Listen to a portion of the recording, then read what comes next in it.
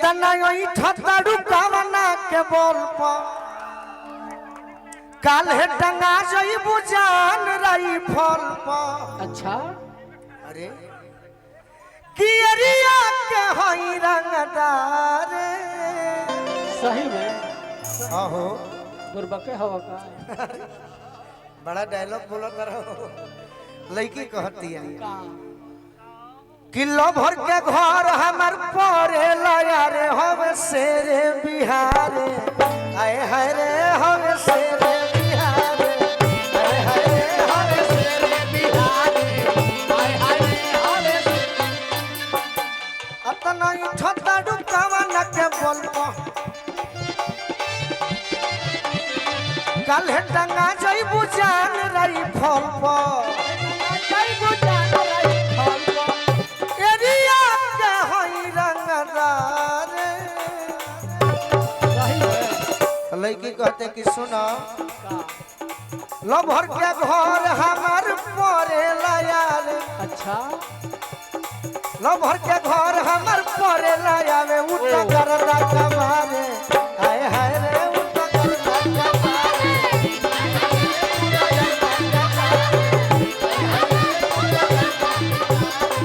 हाय हाय रे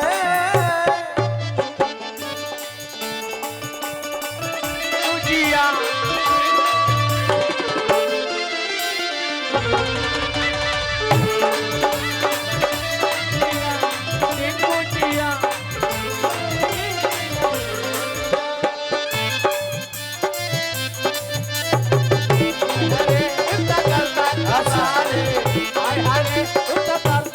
फिर कुछ कहा जाए तो कहबू लोग की बेइज्जत करो करे जे भी है पंखा के मास्टर बा पंखा बंद कर दे जे पंखा के मास्टर बा बंद कर दे ना तो घुमा दो कि हमारा से सब के हूँ डरे लोग ना डरे बाकी तू लोग डरा दे का है कि हमारा से सब के हूँ डरे इज्जत हमर करेला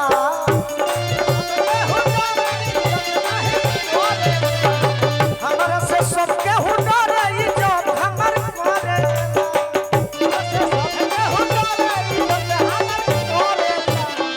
हई हम मनवा के मालिक फरक नहीं पड़ेला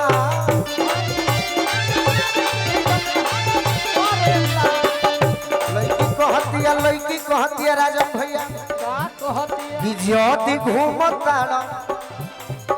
अरे लेके बाबू था अच्छा वो गाड़ी तहर रोक दी